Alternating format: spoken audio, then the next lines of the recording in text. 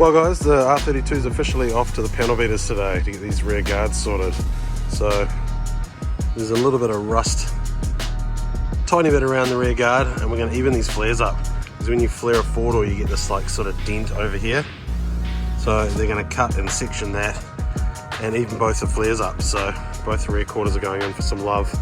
And then it's off to the painters and actual panel beaters in another 2 weeks time. So excited, looking forward to having some action, seeing something happen.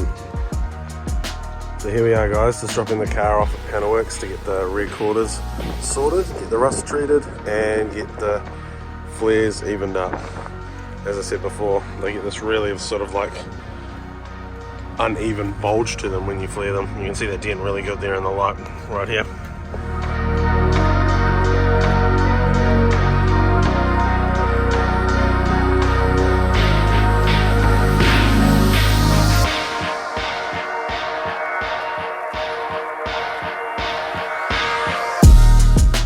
So with the Skyline being off at panel and paint, it's time to do some maintenance on the Mark II.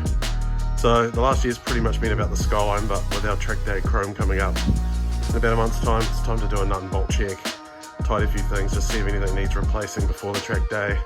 Gonna do a few little cooling mods and things coming up to this, but while I've got the garage free, it's time to do some work on the Mark II. And just like always, things have a way of working themselves loose over time.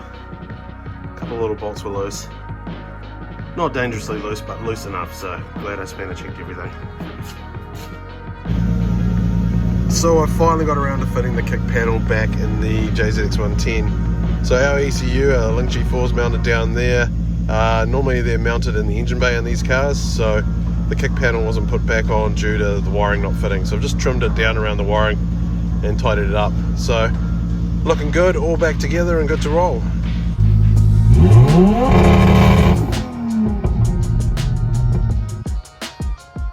Well boys, we just picked the car up from Panelworks. We've had the rear quarters redone. So we've had the rust removed and we've had the rear flares redone. Look how good that looks. So stoked. He's managed to get the factory flare line back into the guard there to match the front.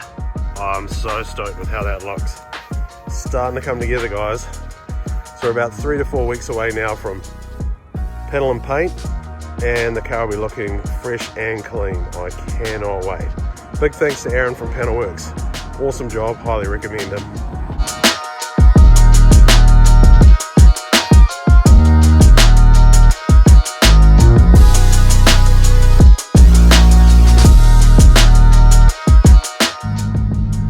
It's Sunday morning guys, we're rolling in the Mark II. We're going to Meguiars Cars and Coffee. We're going to meet up with some of the homies and check out their cars. We're going to go check out all the other cars, go get some lunch, and then go for a roll. Can't think of a better way to spend a Sunday. Here's a couple of the homies' cars. Bobby's 323. Dan's FC RX-7. Glistening in black in the concourse with all the other rotaries and Mazdas.